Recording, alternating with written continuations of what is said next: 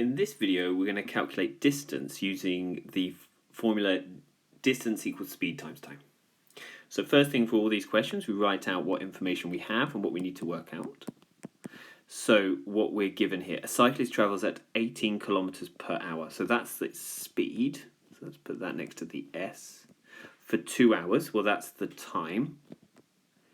And how far has the cyclist traveled? So we've been asked to work out distance. The next thing I write out is a formula we use for all of these, which is distance is equal to speed multiplied by time. I then put in the values I know. So d I don't know, so let's keep that as d. The speed here is 18 kilometers, so let's replace the s with 18. And the time is 2 hours, so replace the t with 2. Well, as the 18 and the 2 is on the same side, let's just multiply them together. 18 times 2 is 36. So the cyclist travelled 36 kilometers.